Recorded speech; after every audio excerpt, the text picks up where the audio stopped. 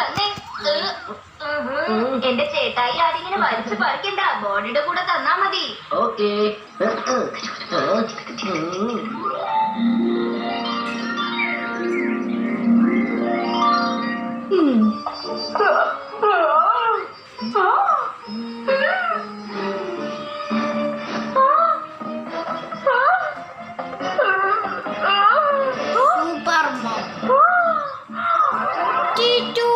അല്ല ഞാനെന്തായി കാണുന്നത്? എന്താ ഇത്?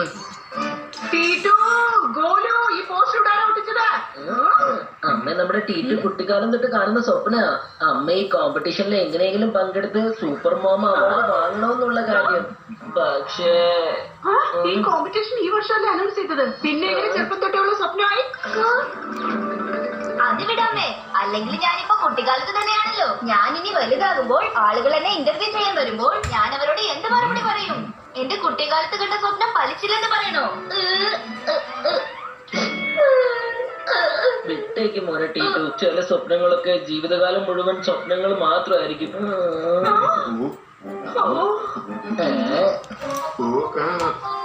സോറി കേട്ടോ മക്കളെ, ഞാനായിരുന്നു നിങ്ങളുടെ അമ്മയെങ്കിൽ ഈ സ്വപ്നം ഞാൻ എന്തായാലും സത്യമാക്കി മാറ്റിയത്.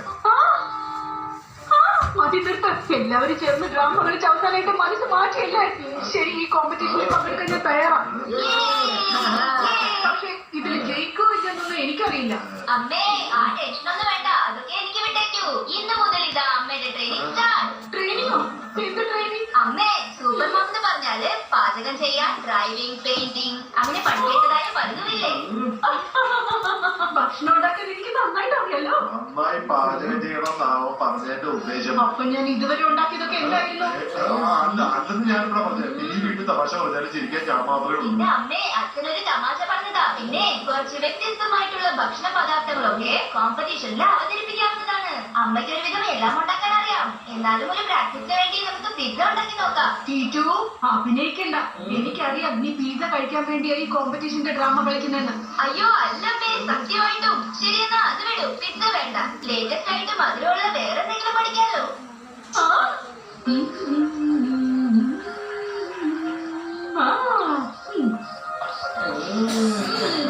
എല്ലാവരും ടേസ്റ്റ് ചെയ്ത് നോക്കിയിട്ട് സത്യം പറയണം എങ്ങനെയുണ്ടെന്ന്. നന്നായിട്ടുണ്ടമ്മേ. അമ്മ തകർത്തു കേട്ടോ. പോയിട്ടുണ്ട്. കോമ്പറ്റീഷനിലെ അമ്മ ഒരു കലക്കൊക്കെ നോക്കിക്കോ. ഉണ്ടെങ്കിൽ കുറച്ച് എനിക്കും താടോ.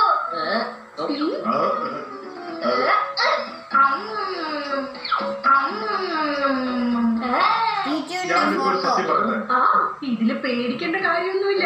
സത്യം പറഞ്ഞാലല്ലേ കോമ്പറ്റീഷനിൽ ഇതിലും നന്നായി ഭക്ഷണം ഉണ്ടാക്കാൻ പറ്റൂ. രസഗുളയിലെ രസം കുറച്ച് കുറവാ. ഈ സമയത്ത് പ്രതികാരം തീർക്കാൻ വേണ്ടി അച്ഛൻ കച്ചകെട്ടി ഇറങ്ങിയിരിക്കുകയാണെന്നാ തോന്നുന്നത്. ഞാൻ വേണമെന്ന് വെച്ചിട്ട് തന്നെ ഇങ്ങനെ ചെയ്തത്. കൂടുതൽ മധുരം കഴിക്കുന്നത് ആരോഗ്യത്തിന് നല്ലതല്ല. ഡോക്ടർ നിങ്ങളോട് സ്വീറ്റ് തൊടാൻ പാടില്ലെന്നാ പറഞ്ഞത്. അയ്യോ, ഞാനൊരു തമാശ പറഞ്ഞല്ലേ. അടിപൊളിയായിട്ടുണ്ട്. പക്ഷെ നിങ്ങളുടെ ആരോഗ്യത്തിന് ഇത് നല്ലതല്ല. അതുകൊണ്ട് കൂടുതൽ കഴിക്കണ്ട. നിങ്ങളിപ്പോ ആവശ്യത്തിൽ കൂടുതൽ കഴിച്ചു കഴിഞ്ഞു.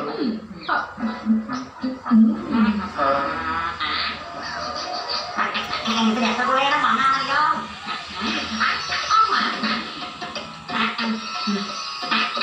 ദേഹം മൊത്തം ചൊറയുന്നേ. ആരോടാ അതൊന്ന് ചെന്ന് പറയുന്നേ? എന്തോ രസഗുളയുടെ മണം. ഇതിനു മുമ്പ് എനിക്ക് കിട്ടിയിട്ടേ. അങ്ങനെ പാടുപെടുന്നത് വെറുതെ ആണെന്ന് തോന്നുന്നത്. വന്യമാറും എപ്രാവശ്യം ഈ കോമ്പറ്റീഷൻ ടീറ്റുന്റെ അമ്മ തന്നെ ജയിക്കും കേട്ടോ. എന്റെ അമ്മ ജയിക്കാൻ തോന്നിട്ട് കുഴപ്പമില്ല. പക്ഷേ ടീറ്റോന്റെ അമ്മ ജയിക്കാൻ പാടില്ല. അതെനിക്ക് നിർബന്ധമാണ്. ഭൂമി ഒരു ഗോളമാണ്, നമ്മളതിൽ വെറും ഗോളം മാത്രമാണ്. പക്ഷെ നിന്റെ വർത്താനം കേട്ട തനി ഗോളമാണെന്ന് നാട്ടുകാർ പറയൂ. എന്റെ പേരാണ് ഷേര. നീയൊന്നും പോരാ.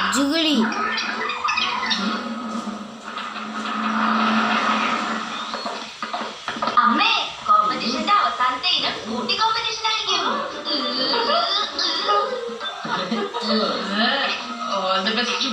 ഇന്നത്തെ നിന്റെ ആക്ടിങ് കണ്ടാൽ ബെസ്റ്റ് ആക്ടറിനുള്ള അവാർഡ് നിനക്ക് തന്നെ കിട്ടണം.